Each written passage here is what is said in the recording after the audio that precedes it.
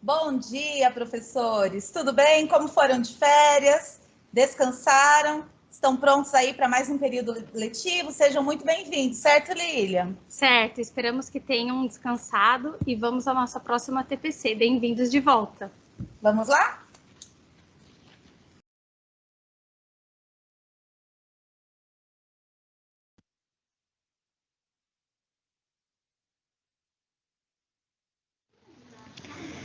Então, vamos dar início ao nosso TPT, a TPC de Língua Portuguesa, do dia 4/8/2021, da Diretoria de Ensino de Mauá. E começamos desejando boas-vindas a todos com um vídeo de Mário Sérgio Cortella. Às vezes, ao terminar uma reflexão como essa, a pessoa chega para mim, e a pretexto até de me elogiar, ela acaba me ofendendo sem querer. Ela diz: Cortella, você tem o dom da palavra. Me dá uma raiva nessa hora. Porque dizer que eu tenho o dom da palavra significa o quê? Que eu não tenho mérito nenhum, que eu não fiz esforço algum, que Deus me chamou e falou: vem aqui, menino, você vai falar em público. Claro que não. Faz 62 anos que eu estou na escola, como aluno e professor. Para eu escrever 42 livros, eu já li mais de 10 mil livros na minha vida. Cada dia eu estou numa cidade ouvindo, aprendendo, conversando, refletindo, errando, voltando.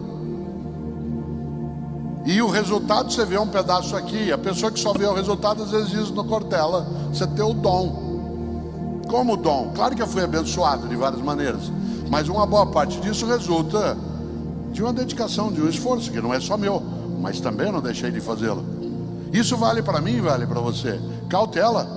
Hoje, uma parte das pessoas esquece dessa reflexão. Outro dia, o Marcelo Tass, com quem eu tenho um livro chamado Basta de Cidadania Obscena, ele retomou numa palestra uma fala minha, que algumas pessoas aqui talvez já tenham visto eu mencionar esta ideia, a noção de esforço. E eu conto isso sempre que eu posso. Meus filhos cresceram, os três, com uma ideia que pode até parecer meio perversa, mas ela tem uma natureza pedagógica. Desde que eles eram pequenininhos, eu dizia para eles o seguinte: no dia que você fizer 12 anos de idade, eu vou contar para você qual é o segredo da vida. No dia que você fizer 12 anos, eu vou contar o segredo da vida. E todos eles aprenderam.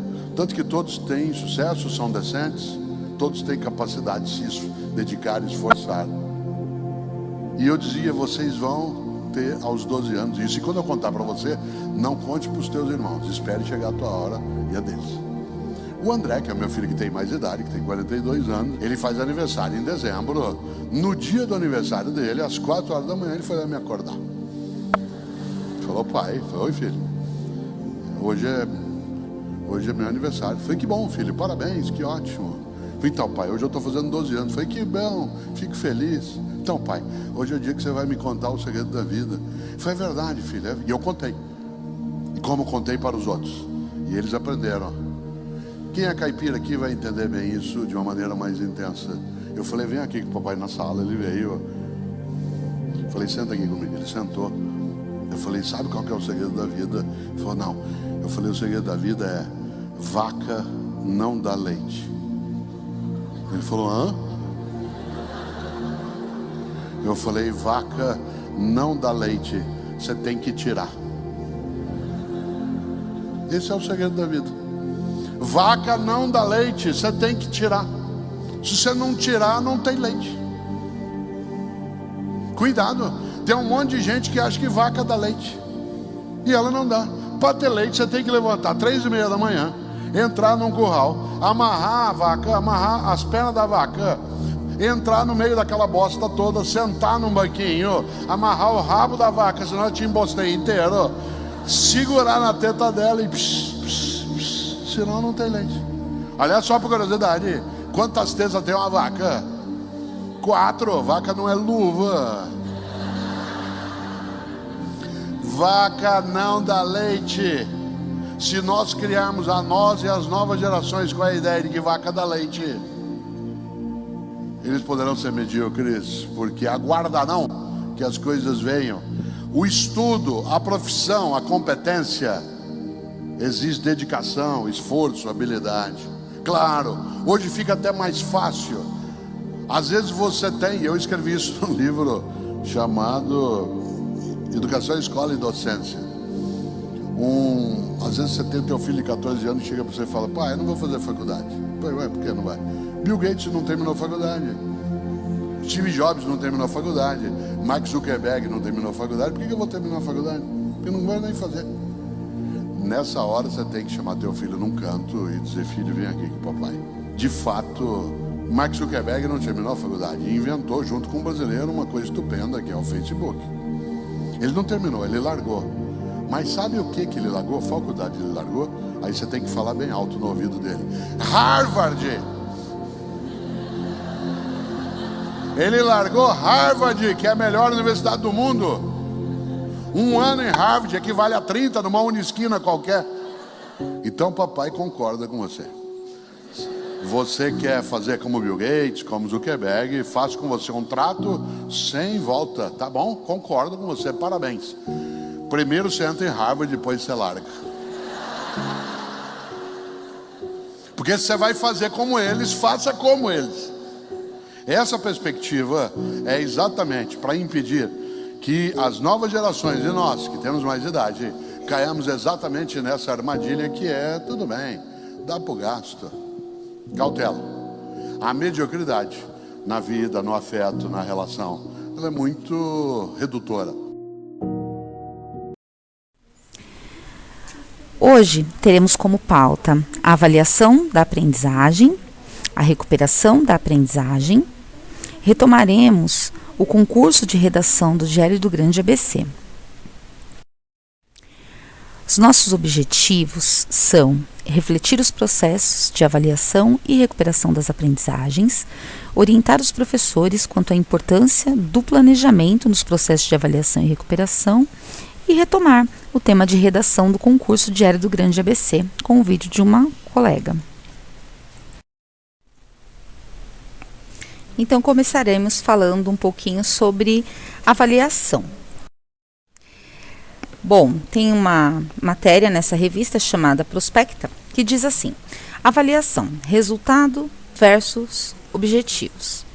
Então, ele diz que é necessário lembrar que a avaliação é algo complexo e que não se resume apenas à aplicação de testes, provas ou atividades para distribuição de nota ou valor, mas que ela é um componente fundamental no processo de ensino e aprendizagem.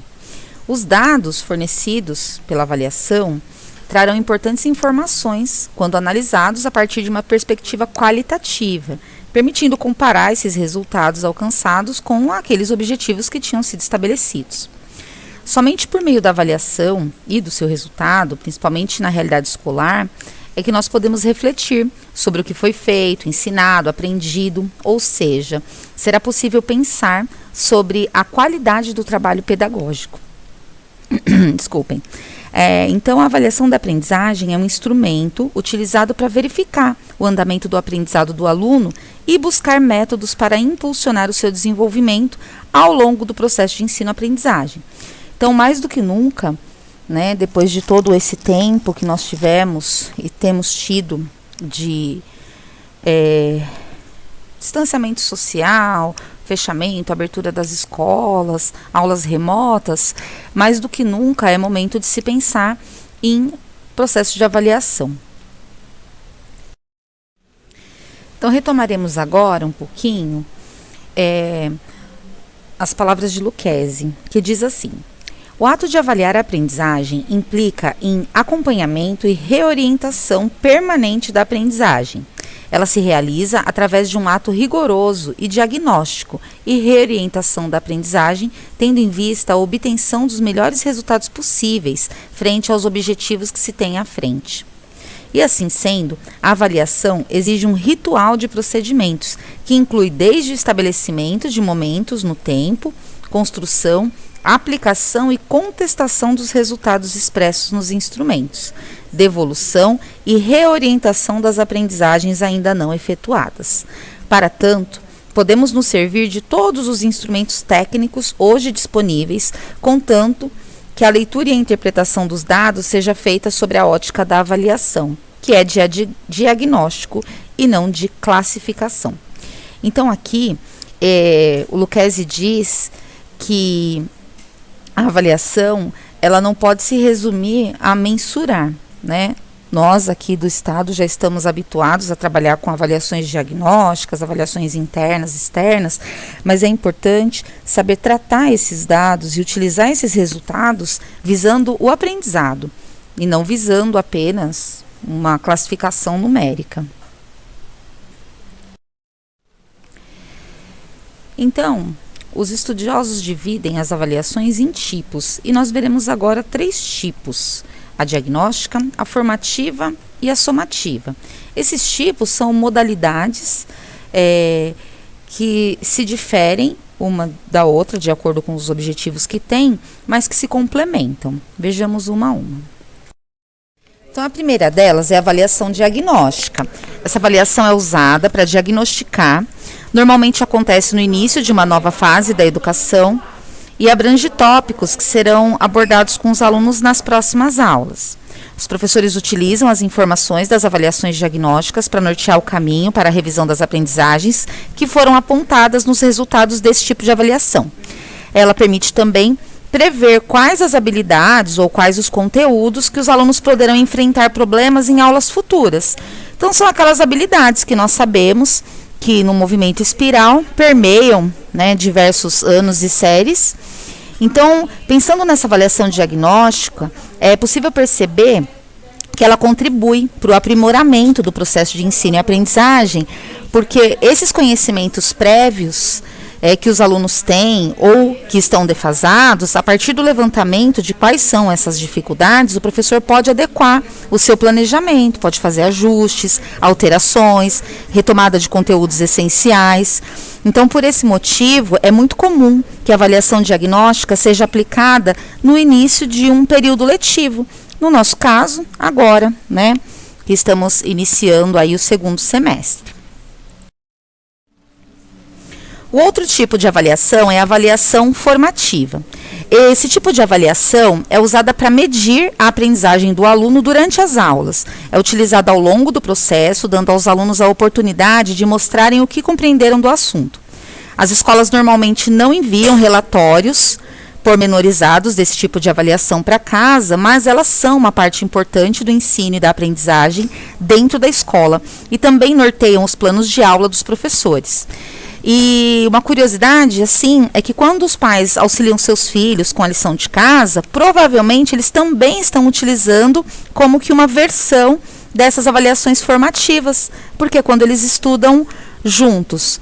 Então, essas informações, né, essas percepções do que o aluno vai aprendendo ao longo das aulas, orientam o professor na medida em que ele automaticamente, no decorrer da aula, ele consegue perceber que ele pode aprofundar determinado assunto ou que ele tem que retomar aquela fala que ele teve porque ainda não ficou claro. Então, essas informações que os professores vão usando, esses feedbacks dos alunos ao longo das aulas, elas também são um tipo de avaliação bastante importante, ok? E o terceiro tipo é a avaliação chamada somativa. Então, essa avaliação é aquela utilizada para avaliar os conteúdos que os alunos aprenderam no geral. São aplicadas para que se tenha ali uma oportunidade igual para demonstrar o que sabem, então é uma prova igual para todos, e ali os alunos demonstram a capacidade de desempenho, o seu nível de proficiência dentro dos objetivos estabelecidos. Essas avaliações, elas são efetuadas no final também de períodos. Então, no final de bimestres ou no final do ano letivo, é quando se tem aquela percepção ali do que o aluno aprendeu ao longo de todo o processo. E aqui temos um resuminho. Então, a avaliação diagnóstica tem o objetivo de diagnosticar e a finalidade dela é verificar conhecimentos prévios e detectar possíveis dificuldades de aprendizagem. E o tempo, né, quando ela ocorre no início dos períodos letivos, bimestre, trimestre, enfim. A avaliação formativa, ela serve para controlar, então ela verifica se aqueles objetivos estabelecidos foram ou estão sendo alcançados e vão dando dados, né, para que o professor possa dar continuidade ou retome o processo, e ele ocorre durante o processo, certo? E a avaliação somativa, ela é classificatória. Então, ela classifica os resultados obtidos de acordo com os objetivos também estabelecidos. E acontece no final de um período letivo, né, de bimestre, trimestre do ano, ok?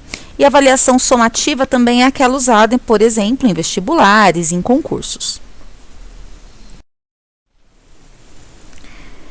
Então, o que essas avaliações oferecem para nós como professores são as informações daquilo que os alunos estão aprendendo, todas essas percepções, né, de como o professor deve nortear o seu trabalho. Então, combinando os resultados das avaliações, a gente precisa de um equilíbrio desses diferentes tipos, a fim de obter uma visão holística do desempenho. Embora cada tipo de avaliação ofereça um feedback diferente, todos eles são importantes. E no final, o que vale é unir todos esses resultados, fazer com que eles funcionem como uma engrenagem. Com o uso de uma avaliação diagnóstica, então, é possível avaliar o que o aluno já sabe, o que ele aprenderá, né, os pré-requisitos que ele terá. As formativas auxiliam o professor e também os pais a monitorarem o progresso do aluno diariamente, e a somativa fornece ali uma confirmação final da aprendizagem. Então, por fim, os tipos de avaliação e o valor, né, que cada uma tem, apontam aí para um progresso, para um enriquecimento do aprendizado do aluno. Vamos agora para a nossa primeira interação. Gostaríamos que vocês compartilhassem conosco instrumentos de avaliação de qualquer um dos tipos que vocês tenham utilizado durante as aulas remotas e que vocês tenham considerado exitosos. Comentem aí conosco.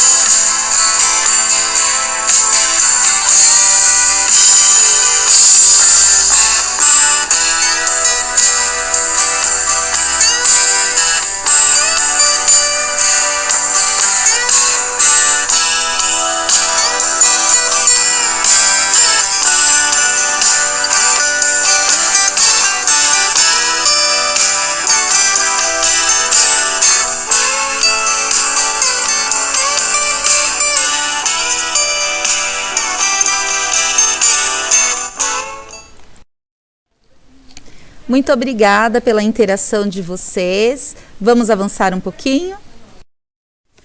Mas como saber se essa avaliação está sendo eficaz? Então, algumas indagações precisam ser feitas para promover uma reflexão e embasar as nossas decisões como professores. É importante sempre trazer à memória alguns questionamentos acerca da prática pedagógica e do trabalho docente. Então, o nosso trabalho ele tem que ser um trabalho reflexivo, sempre, né? Então, alguns exemplos de indagações que nós temos que ter é: quais eram os objetivos que deviam ter sido alcançados pelos meus alunos em determinada avaliação? O que eles aprenderam, né? É coerente, é condizente com aqueles objetivos que eu havia estabelecido? Quais dados eu posso utilizar para melhorar o ensino e a aprendizagem dos meus alunos? E, por fim, como essa avaliação e todo esse processo podem ser melhorados? Ou seja, é necessário haver uma avaliação da avaliação, né? Muitas vezes isso não é feito, a gente acaba ligando no botão automático, padronizando para turmas diferentes, utilizando o mesmo modelo, o mesmo instrumento, mas é muito importante, é muito necessário a gente fazer essa comparação entre as avaliações e aferir a pertinência e eficácia delas, de acordo com as nossas turmas, de acordo com a realidade da nossa escola, de acordo com as ferramentas que nós temos disponíveis para utilizar. A professora Jussara Hoffmann, no seu livro Avaliar para Promover, ela propõe a diversidade de oportunidades de aprendizagem em termos de tempo, oportunizando experiências sucessivas e complementares. Então, ela coloca ali na proposta que os alunos eles têm que ter tempo, eles têm que ter chances, né, para aprender. Graus de dificuldade, permitindo-se observar graus de domínio do estudante.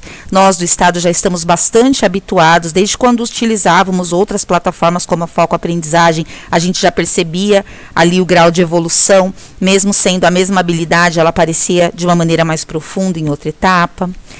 Formas de realização, então, em alguns momentos individual, em parceria, pequenos grupos, em grandes grupos, porque isso vai promover um confronto de pontos de vista entre alunos e professores e entre alunos e alunos. O professor também precisa pensar nos recursos didáticos, ampliando o conjunto, né, dos portadores de texto a serem pesquisados, para maior coerência e aprofundamento em conhecimentos apropriados, e, por fim, a expressão do conhecimento a partir de diferentes linguagens. Algo que é muito importante nós pensarmos é que, uma vez que nós trabalhamos bastante tempo com ensino remoto, principalmente em uma das cidades, né, que agora que tem acompanhado alunos em revezamento, então o que a gente não pode se esquecer é que a gente não pode mais desprezar o uso de tecnologias. As tecnologias, elas já não são uma grande novidade para o mundo, mas para a educação passaram a ser essenciais no ano passado.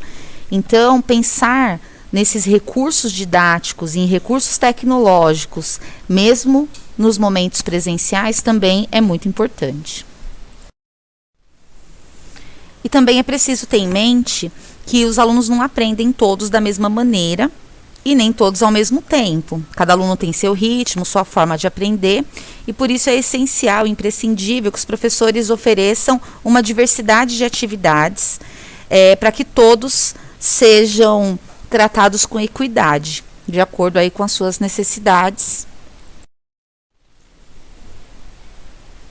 E para sintetizar, trouxemos um vídeo bem bacana que relaciona esses 3 tipos de avaliação com a Base Nacional Comum Curricular.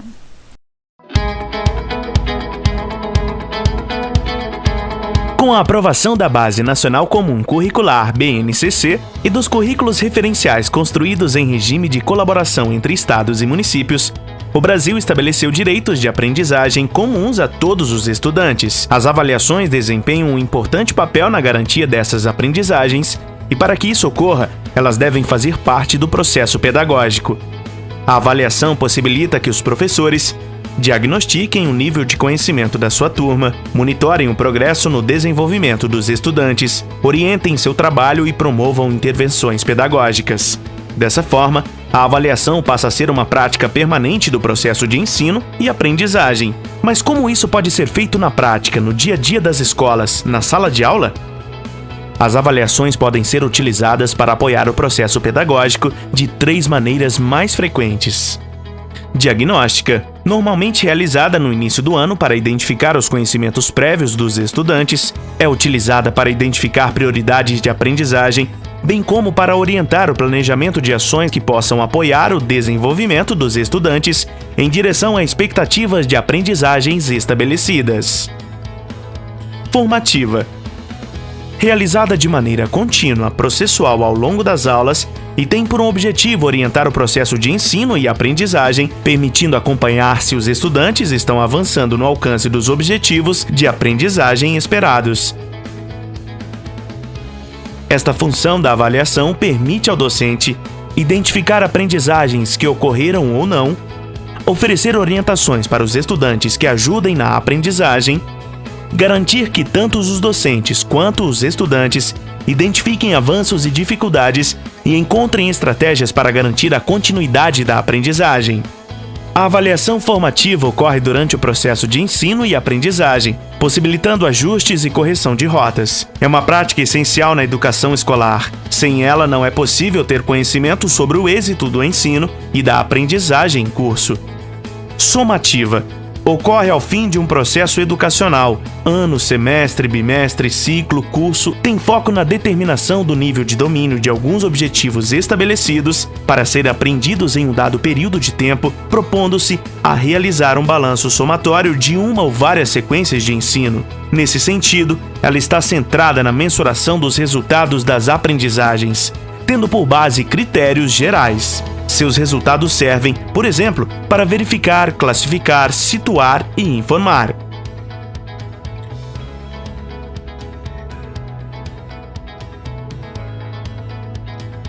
Com a BNCC e os novos currículos, as redes têm um referencial a ser seguido. Para garantir a coerência entre currículo e avaliação, é fundamental que tanto as avaliações diagnósticas e formativas, quanto as avaliações somativas, incorporem nas suas concepções as competências e habilidades presentes na base. Tendo em vista as demandas e desafios característicos do século XXI, espera-se que os estudantes dominem habilidades consideradas essenciais para o mundo atual e, assim, possam se desenvolver com êxito ao longo da vida. Nesse sentido, é fundamental que as avaliações sejam capazes de aferir habilidades que envolvem dimensões mais complexas do processo cognitivo, como o pensamento crítico, a capacidade de resolver problemas com múltiplas soluções ou a diferenciação entre fatos e opiniões. Neste ano, em que o mundo foi impactado pela pandemia do novo coronavírus e que milhares de escolas foram fechadas, as consequências sobre a aprendizagem e desenvolvimento dos estudantes precisarão ser precisamente identificadas e solucionadas. As práticas avaliativas ganham ainda mais relevância neste contexto adverso, sendo uma importante aliada para que se tenha uma verdadeira compreensão do cenário que as escolas enfrentarão. Apenas por meio de processos avaliativos estruturados e precisos é que será possível apoiar os docentes e estudantes em estratégias de priorização curricular, intervenções pedagógicas planejadas e verificação da aprendizagem, superando os desafios impostos pela pandemia e consolidando um ciclo permanente e exitoso de ensino.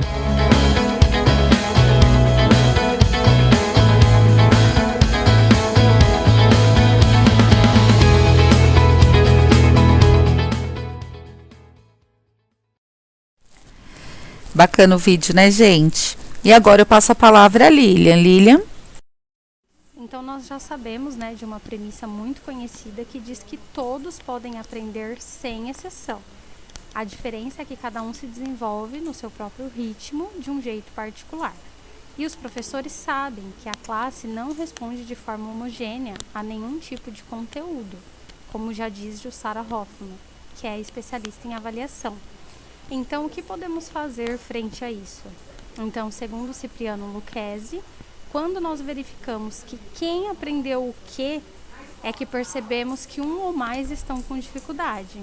E aí, nesse momento, é que precisamos repensar as estratégias e quais materiais utilizaremos com estes.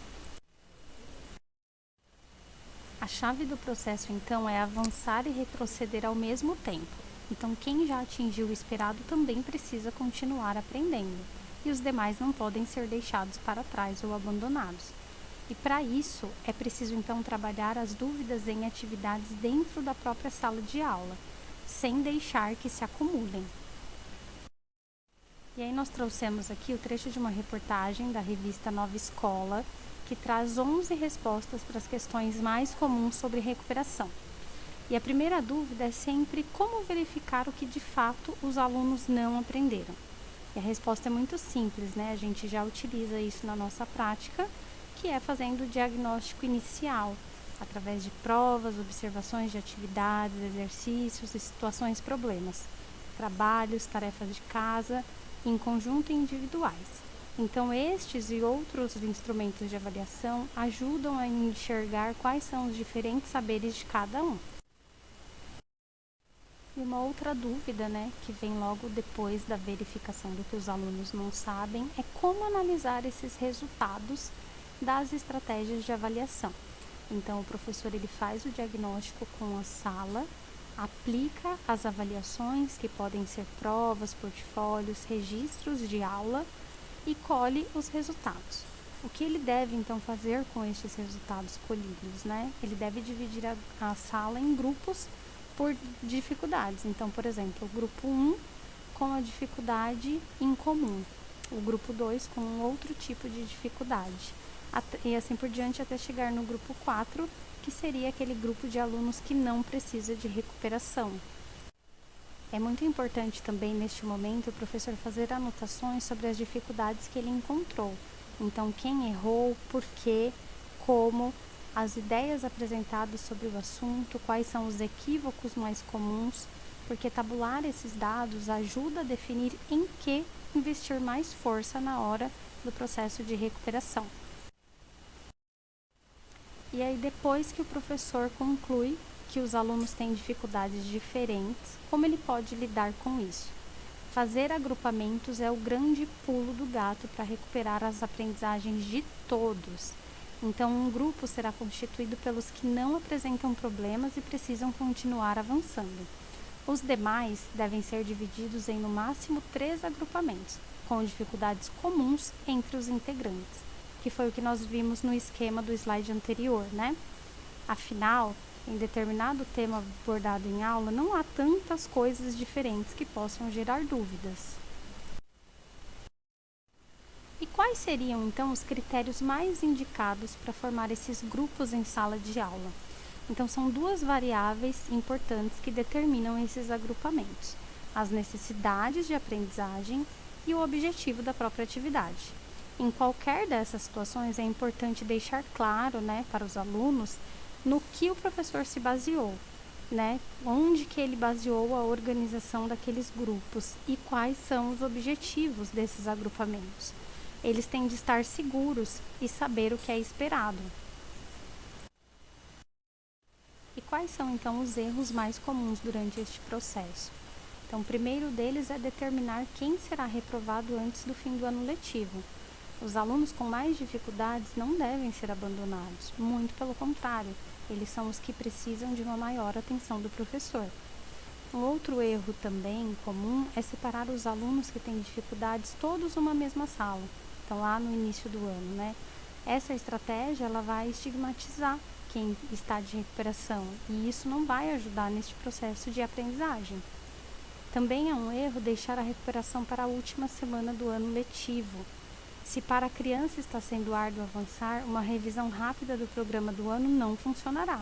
Então, deixar tudo para a última hora não vai dar conta de recuperar as dificuldades, além de criar aí uma somatória, né, que vai complicar mais do que ajudar. E também é um erro repetir na recuperação as estratégias já usadas. Então, é preciso proporcionar, durante as atividades de recuperação, outras formas de ensino para que todos aprendam o conteúdo. Então, repetição não vai fazer com que haja, de fato, o processo de recuperação.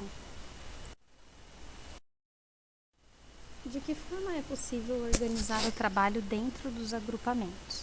Então, em cada um destes agrupamentos, o estudo pode se dar em subgrupos, duplas ou individualmente, de acordo com as necessidades de aprendizagem e os objetivos de ensino.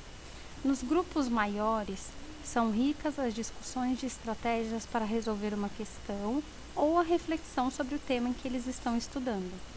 Nas duplas, é válido sempre colocar alguém que tenha maior dificuldade para realizar uma atividade com um colega que entendeu melhor.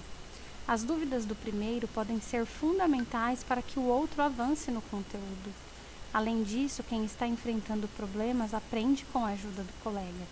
Já as atividades individuais ajudam o aluno a se sentir seguro sobre as suas próprias aprendizagens, já que tem de colocar em jogo todo o conhecimento adquirido. Mas como o professor pode dar conta dessas diferentes demandas dos grupos sendo só uma pessoa? O segredo para isso, gente, é planejar. E planejar em detalhes cada aula de recuperação, prevendo as tarefas que todas as equipes executarão. E na hora de determinar o que fazer e quando, considere os critérios didáticos a seguir: atividades, recursos e o tempo. Então, dentro das atividades, é preciso que o professor se planeje para trabalhar com foco nas necessidades dos alunos. E isso não significa que toda aula ele vai precisar propor algo diferente para cada um. Então, para os que já compreenderam a matéria, ele pode apresentar tarefas com uma complexidade um pouco maior. E à medida que aqueles que estão com dificuldades caminham, é possível propor a eles o que os avançados já fizeram nas aulas anteriores.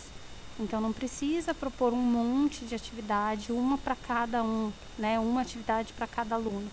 Tendo esse planejamento, é possível trabalhar dessa forma, utilizando então as atividades que os alunos avançados já realizaram, à medida que os alunos com mais dificuldade caminham para o desenvolvimento dessas atividades também.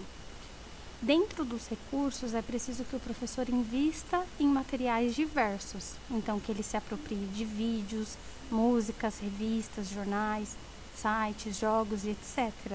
E também de estratégias diversificadas, usando aulas expositivas, visitas a locais históricos, enfim, tudo isso como ferramenta de ensino.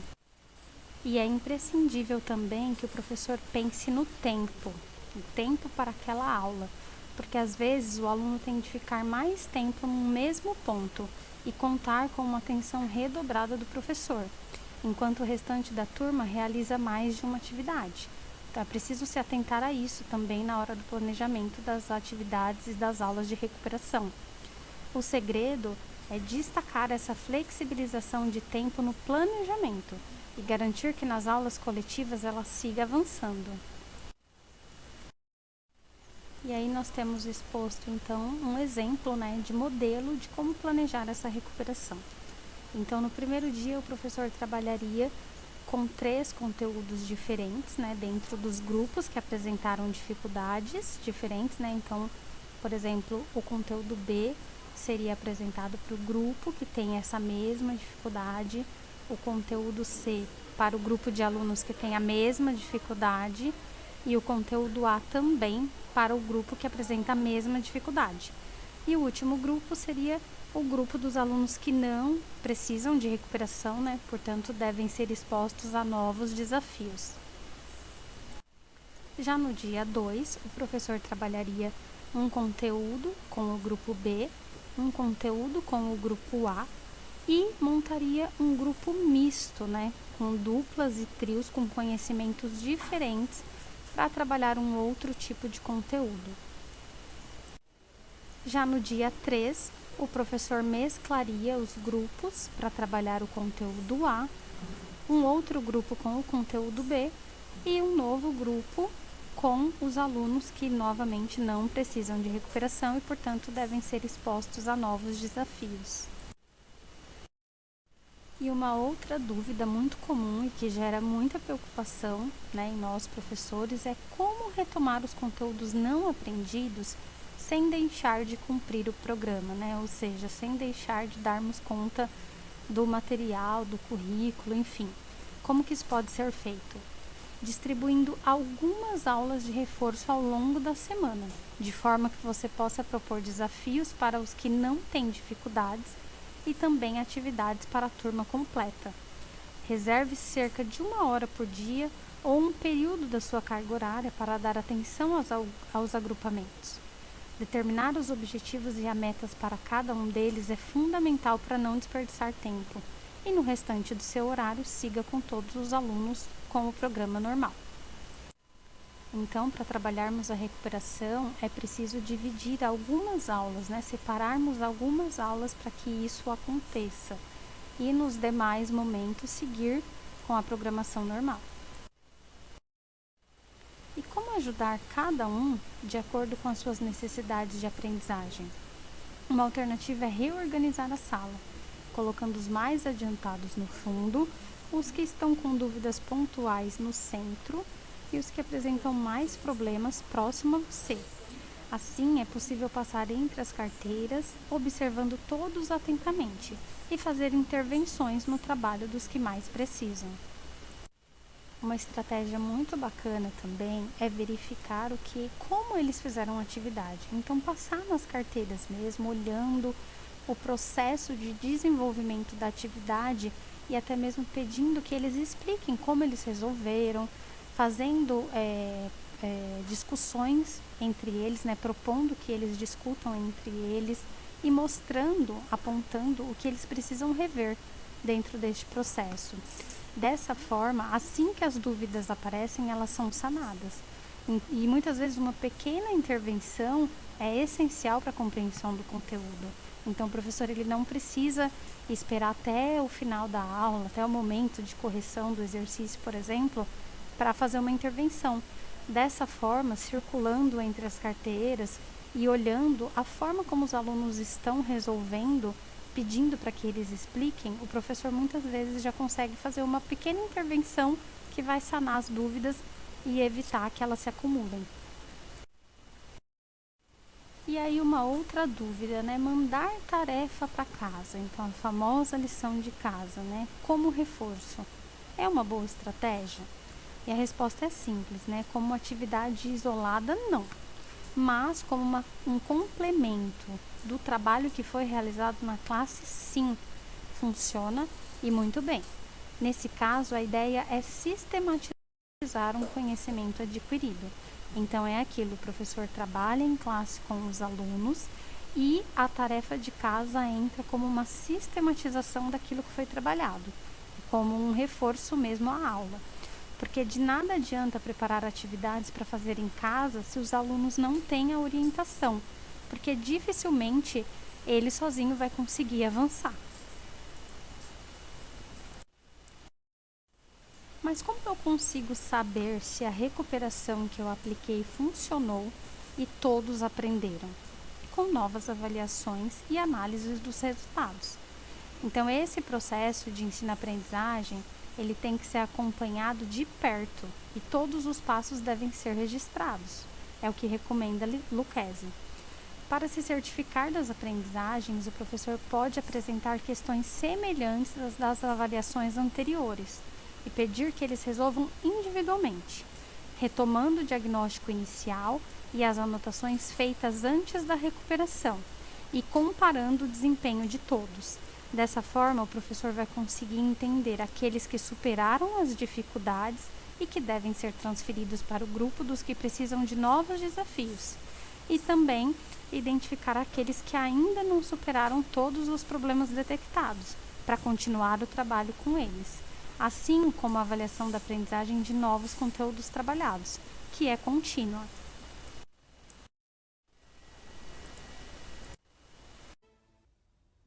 Nossa discussão é o papel da avaliação no processo educativo. Cada vez mais, testes e provas vêm sendo questionados como os únicos instrumentos de avaliação dos estudantes. Para muitos especialistas, eles apenas classificam os alunos e não mostram, de fato, o que eles aprenderam. A educação hoje aposta na avaliação como prática contínua, uma prática que valoriza a aprendizagem dos alunos e que exige mudanças no trabalho cotidiano dos professores. Para conversar conosco sobre avaliação, caminho para a aprendizagem, convidamos a professora Jussara Hoffmann, da Universidade Federal do Rio Grande do Sul, e o professor Cipriano Lucchesi, da Universidade Federal da Bahia. Contamos ainda com a participação de Gildete Amorim, intérprete de Libras, a língua brasileira de sinais. Quero agradecer muito a presença de vocês nessa teleconferência de hoje, já que estamos aqui em maioria feminina, não é, Jussara? Vou começar pela Jussara Cipriano, se você me permite. Vamos pegar o tema dessa tele, avaliação, caminho para a aprendizagem. A avaliação pode se tornar um caminho para a aprendizagem, de acordo com a nossa abertura, sim, né? De que maneira, Jussara? Boa tarde. Eu diria mais do que um caminho, Bárbara. Eu diria que a avaliação, o objetivo da avaliação, o objetivo essencial da avaliação é a aprendizagem. Quando me perguntam qual a finalidade da avaliação na escola, eu respondo aprendizagem, aprendizagem, aprendizagem. Porque ela é mais do que caminho. Na verdade, nós temos outras avaliações, nós temos sistemas de avaliação classificatórios, como provas de concurso. Nós temos avaliações certificativas que visam apenas atribuir um certificado a alguém. Mas na sala de aula, na escola, o objetivo da avaliação é acompanhar o processo de construção da aprendizagem do aluno, né? E então, a avaliação sem visar esse foco, sem ter por foco realmente o acompanhamento do aluno, a compreensão de como ele aprende e não aprende, ela perde o seu significado essencial. Cipriano, a mesma questão. Como é que você vê a avaliação para se tornar um caminho para a aprendizagem? Sei. Então, eu fico pensando de que o ato pedagógico é que é um caminho para a aprendizagem, né? O ato pedagógico, ele compõe de um conjunto de coisas, inclusive da avaliação. Então, o ato pedagógico é um ato que tem um componente que é o de planejar, né? O que é que eu, professor, eu, educador, o que é a escola onde eu trabalho tem como objetivo. Evidentemente, o objetivo é a aprendizagem em função de alguma coisa, né? Então, o planejamento é aquilo que garante a definição, a configuração do caminho da aprendizagem. Mas isso que é decidido, planejado, ele vai precisar de um mediador, que é a execução. E uma execução com cuidado, com investimento e assim por diante. A avaliação, ela é um auxiliar de acompanhamento, né? No sentido assim, o que eu planejei, o que eu executei, o que eu planejei, naquilo que eu investi, isso está produzindo o resultado desejado? Essa é a pergunta que a avaliação responde. Então, o caminho para a aprendizagem não é a avaliação, é um suporte para a aprendizagem.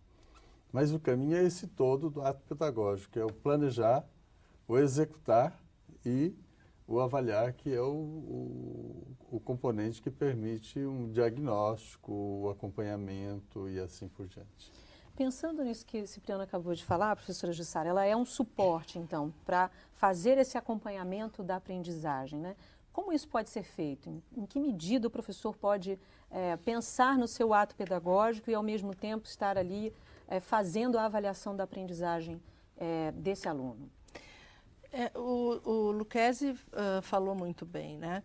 A aprendizagem, ela envolve um processo, e este processo conta com inúmeros procedimentos didáticos. Dentre esses procedimentos didáticos é inerente o processo avaliativo. Nós não temos como dissociar o educar do avaliar, né? Porque antes mesmo de entrar na sala de aula, nós estamos pensando sobre quem é esse aluno, né? Para quem eu vou planejar, que atividades eu vou fazer. E este pensar sobre o aluno, por si só, já é um tempo de reflexão que me leva a propor uma atividade ou outra, que me leva a usar um determinado recurso ou outro, um tempo ou outro de sala de aula. Essa não é uma avaliação certificativa, sem dúvida nenhuma, mas eu não estou pensando nisto para dizer ou responder se o aluno aprendeu ou não aprendeu. Eu estou refletindo sobre todas essas questões para replanejar, para planejar um procedimento mais adequado para esses alunos. Mas no percurso dos processos, as respostas dos alunos vão ser diversas, tá? Eu vou dar aula para 30 alunos, mas eles são todos diferentes. E cada um deles vai ter manifestações diferentes de aprendizagem. E aí entra o que eu considero essencial, né? Ver e observar cada um na sala de aula.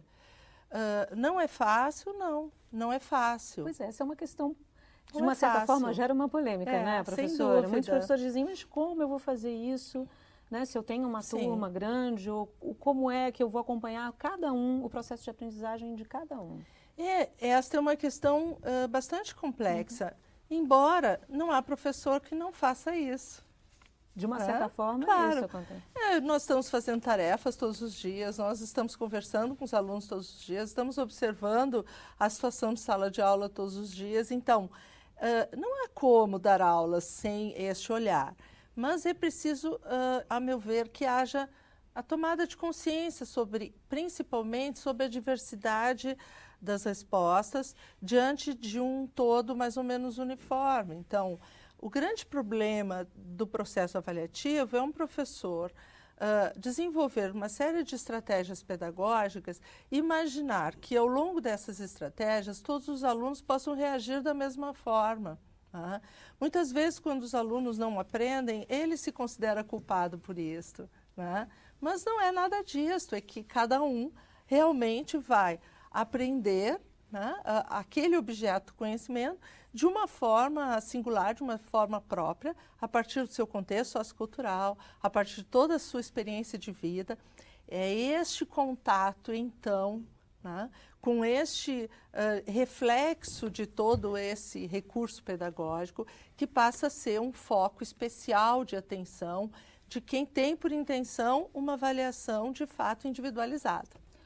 Ouvindo vocês, confesso aqui que já me senti culpada muitas vezes, especialmente em matemática, no meu processo educativo, por não entender e não compreender aquilo que me era colocado. Sobre isso que Jussara estava falando, eu fico pensando que nós precisaríamos de olhar isso sob dois aspectos. Né? Um aspecto assim, na individualidade, eu me aproprio, você, o Jussara, o Pedro, o João, cada um de nós se apropria de um conhecimento, de uma experiência, a partir da nossa individualidade, sim, da nossa experiência cultural, da nossa experiência familiar, enfim, do nosso background cultural. Né?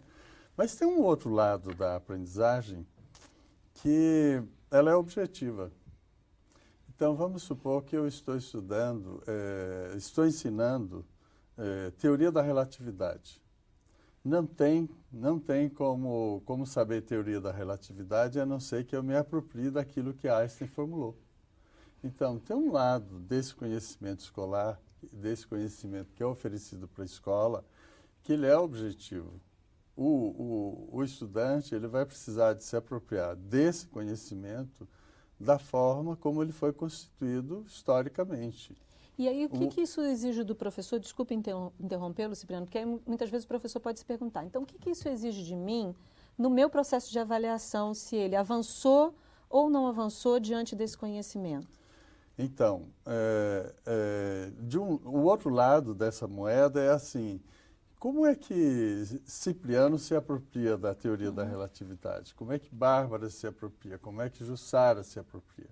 Então, aí vem a individualidade, a singularidade de cada um, a singularidade cultural, da linguagem, etc, etc. Mas, vamos dizer assim, no ponto de chegada, todos têm que saber, ou todos têm que compreender e ter na mão o conhecimento sobre a teoria da relatividade. Eu não posso mudar o que Einstein disse sobre a relatividade. Ele disse isso. Eu posso até dizer assim, o que Einstein colocou sobre a relatividade pode ser visto sob outro ângulo, ou um ângulo que ele não viu. Agora, o que ele disse é objetivo, eu só posso me apropriar do que ele disse. Então, eu acho que no ensino e na avaliação, duas coisas têm que ser levadas em consideração. Aquilo que eu ensino e que é objetivo, e aquilo que pode ser a singularidade de cada um. Então, se eu tomo os artistas, por exemplo, então, Chico Buarque faz música, Caetano Veloso faz música, mas ambos têm singularidades. E ambos trabalham com a pauta de sol, com 8 notas, com bemol sustenido, sistema binário, ternário, quaternário. Quer dizer, a estrutura musical é objetiva. Agora, a singularidade é a criação de cada um. Então, acho que no lado de avaliar, precisa olhar as duas coisas, né? O que o Luquez está colocando é extremamente importante. Antes você tinha perguntado, Bárbara, sobre o caminho. Né? Aí entra a avaliação. Existe realmente uma concepção, aí nesse sentido a avaliação é o caminho, porque realmente existe um objetivo do professor a ser alcançado, que é o conhecimento científico, sem dúvida nenhuma, a aprendizagem, de fato, né? E existe o processo para isso. Tá? Como nós trabalhamos, digamos, há muitas décadas atrás, né? O professor entra, dá sua aula, faz um planejamento muito bem feito, usa de todos os recursos com os quais ele pode contar. Ao final de um determinado tempo, ele ia lá, aplicava uma prova e simplesmente respondia a partir do que ele denominava de avaliação. Eu coloco essa avaliação entre aspas, né? Porque é apenas uma etapa da avaliação. Então, ao final de um tempo, ele respondia, bom, esses aprenderam, esses realmente construíram esse conhecimento, conforme eu pretendia, outros não aprenderam. Este vácuo, esta lacuna, né, ela precisa ser preenchida, existe um caminho. Né? E este caminho é a mediação. Né? Ao longo desse processo de apropriação de um conhecimento pelo aluno, existem várias etapas. Tá? Não são etapas lineares, são etapas extremamente complexas, provisórias, complementares. Tá? O aluno dá uma resposta, mas o professor complementa, o professor questiona, desafia, desequilibra, tá? E ele vai compondo. Ele vai, junto com o aluno, ele vai constituindo esse processo. Então, é o caminho nesse sentido, porque diz muito bem o Luquez, o aluno precisa aprender sim, ele precisa se alfabetizar sim, ele precisa ler sim. Mas ninguém, esse caminho não é para todos e não é igual para todos. E aí entra o professor. Né? Aí entra o olhar do professor, aí entra a pergunta desafiadora do professor no momento certo para o aluno certo, a tarefa complementar ao processo. E ele precisa acompanhar esse processo. Aí é caminho. Vamos relembrar um textinho aqui. Em 2003, vocês estiveram aqui numa teleconferência, né, em que abordava também o papel da aprendizagem e vocês participaram desse encontro e também a professora Maria Tereza Esteban, da Universidade Federal Fluminense. Vamos rever o que ela falou sobre o papel da avaliação na aprendizagem? Do ponto de vista da aprendizagem, me parece que a avaliação tem importantes contribuições para uma melhor compreensão do processo de ensino-aprendizagem, para uma melhor compreensão da dinâmica que vai se estabelecendo em cada sala de aula, para cada sujeito que participa, para aquele coletivo e, sobretudo, a avaliação pode promover um intenso diálogo entre esses sujeitos, de modo a contribuir para que haja uma contínua e permanente ampliação dos conhecimentos que circulam na sala de aula. Agora, para este nosso segundo momento de interação, eu peço que vocês compartilhem conosco as ideias que vocês têm para a aplicação de recuperação das aprendizagens para este momento de retomada. 3 minutos.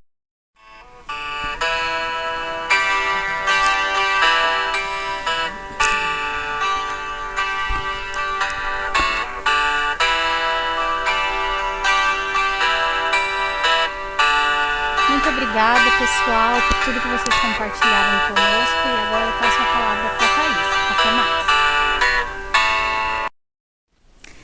Muito bacana o vídeo, não? Resume bem aí tudo que nós conversamos. E agora nós trazemos um lembrete do concurso de redação do Diário do Grande ABC. Foi um vídeo muito fofo gravado pela professora Amanda, professora da escola Ruth Neves. O link a Lília e eu vamos colocar aqui no chat agora. E lembrando que as inscrições vão até o dia 22 de agosto. Fiquem agora com o vídeo da professora. Oi, gente. Meu nome é Amanda. Eu sou professora de Física na Rede Pública Estadual de São Paulo há 10 anos. Hoje, mais precisamente, eu sou professora na escola Professora Ruth Neves Santana, que é em Ribeirão Pires. Eu estou aqui para falar um pouco sobre o tema do desafio de redação do Diário do Grande ABC, que é a ciência como luz na escuridão. Antes de mais nada, a gente deve se perguntar o que é ciência. Porque a gente quando fala em ciência, a gente imagina uma ciência feita em tubos de ensaio dentro de um laboratório e sendo medida com instrumentos de medição. Mas a ciência permeia as mais diversas áreas da sociedade. A sociologia é ciência, a filosofia, a geografia, história. Então, quando a gente nos responder o que é ciência, a gente tem que ter uma resposta do tamanho da grandeza que é a ciência. Tudo que a gente pode ver, tudo que a gente não consegue ver, tudo que nós podemos tocar e o que nós não podemos tocar, ou é explicado, ou tem ciência no seu processo de descoberta, explicação ou invenção. Dito isso, a gente já pode começar a pensar no que escrever na nossa redação. E eu acho que um aspecto muito importante da gente abordar na nossa redação é esse aqui, ó. Ciência dá lucro? Vamos aqui, ó. Segundo Luiz Davidovich, que foi presidente da Academia Brasileira de Ciências em 2018, o financiamento constante e crescente na ciência é fundamental para o progresso do país. Cada dólar investido em pesquisa tem um retorno de 6 dólares para a sociedade, e é mais do que necessário que a população brasileira tenha acesso a essa informação. Outro aspecto muito importante é a valorização e o reconhecimento da ciência como agente de transformação social. Pensando nisso, a gente deve pensar a ciência em termos de classe, gênero e raça. Normalmente, o que a gente estuda nos livros que a gente tem na escola é uma ciência masculina, branca, rica, ou seja, uma ciência eurocêntrica. E quando a gente traz uma discussão que engloba classe, gênero, raça, na ciência, a gente tem que perceber o aspecto do saber científico e entender que o saber científico não é produzido só por homens. E já há muito tempo não é produzido só por homens. Sempre tivemos mulheres, homens e mulheres negras, homens negros e mulheres negras.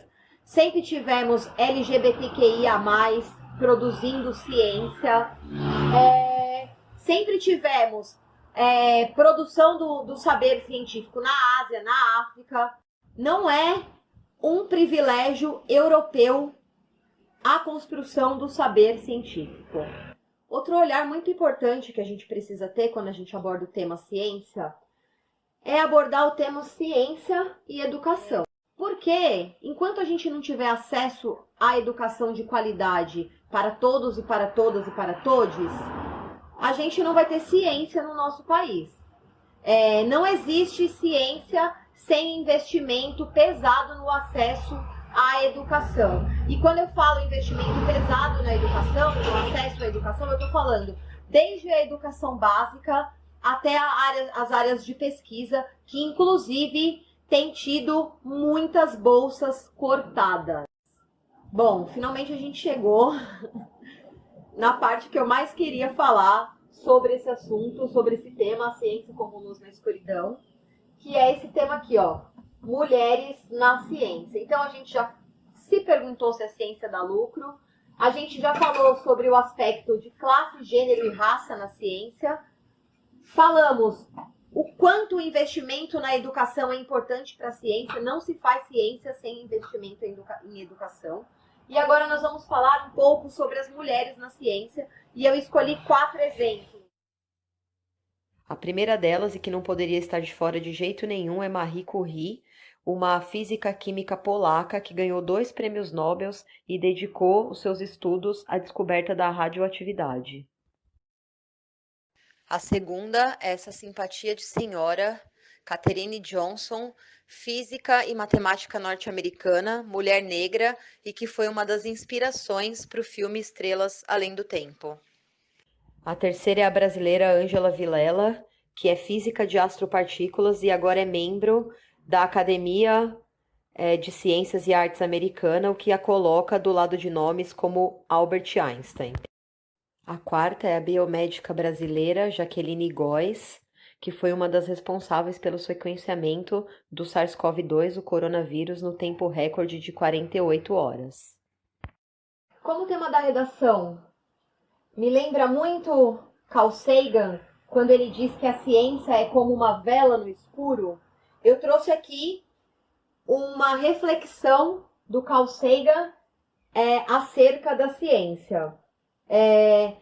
Ele disse o seguinte em uma conferência que ele participou em 1987. Na ciência, acontece muito de alguém dizer: quer saber? Esse argumento é muito bom, minha posição estava errada. E aí a pessoa realmente muda de ideia e você nunca mais ouve essa pessoa repetindo a sua ideia antiga.